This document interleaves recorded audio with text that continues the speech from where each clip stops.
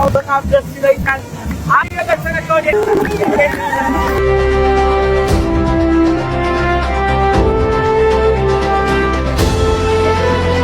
ባህር ዳር ታሪክ ከተፈጥሮ ሁለቱም ሳይሰስቱ ውበት ያበዙላት ታሪክ ያጠገቧት ለኛ ለኢትዮጵያውያን ከኛም አልፎ ለአፍሪካውያን የልማት የብልጽግና የለውጥ የእድገት ምሳሌ መሆን የምትችል ከተማ ነች። አሁን ደግሞ የኮሪደር ስራው በውስጥ ያላችሁ ሰዎች እንደምታዩት እኛም ዛሬ በከፍተኛ አድናቆት እንዳየነው በጣም ተስፋ ሰጪ ይበልጥ ውበቷን መግለጥ የሚችል ሰዎች ተቀብላ ለማስተናገድ የሀብት እንቅስቃሴ ማዕከል ለመሆን የሚያስችል ሁናቴ በባህር ዳር መጀመሩን አይተናል።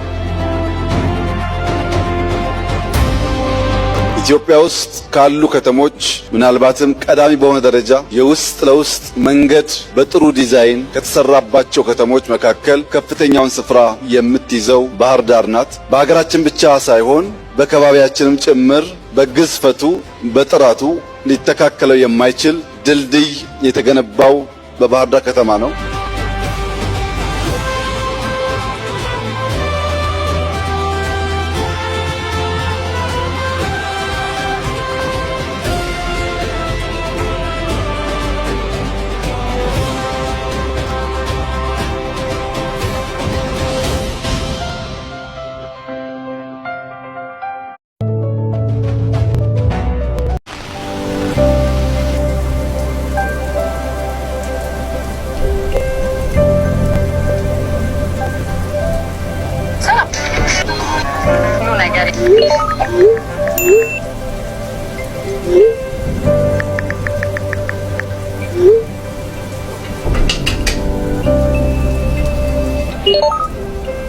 የትኛውም ጫፍ ያለ ሰው ካለበት ቦታ ተመዝግቦ መማር ይችላል። ይህን ኦፖርቹኒቲ መጠቀም እንድትችሉና የነገዋን ኢትዮጵያ ተስፋ እንድታለመልሙ ታላቅ ትህትና ልጠይቃችሁ እፈልጋለሁ።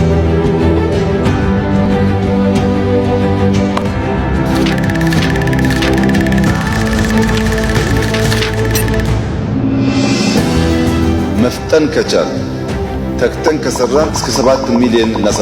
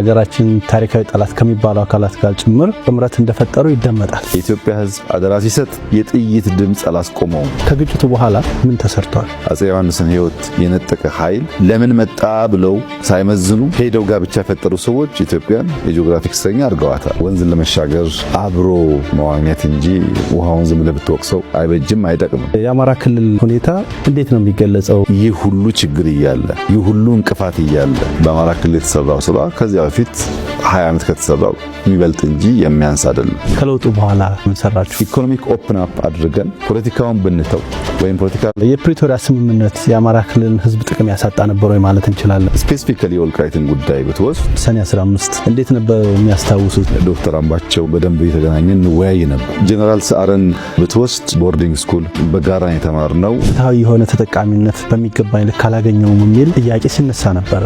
የአማራ ህዝብ እንደ ህዝብ በጠላትነት ፈርጆ የኖረው ማን ነው? ለሴራ ጎንጓኞች የጦር መሳሪያ